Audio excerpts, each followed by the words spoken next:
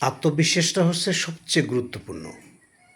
আপনি দেখবেন ছোট ছোট বাঘের বাচ্চা তার চেয়ে অপেক্ষাকৃত 200-300 গুণ বড় একটা হাতিকে তাড়া করে, হাতিকে সে আক্রমণ করে। ওই হাতি যদি ওই বাঘের বাচ্চাটাকে একটা কিক দেয়, কমপক্ষে মিরপুর স্টেডিয়াম গিয়ে পড়ে।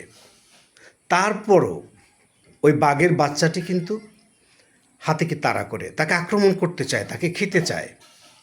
কারণ হলো ওই বাঘের বাচ্চাটি জানে যে আমি বাঘের বাচ্চা।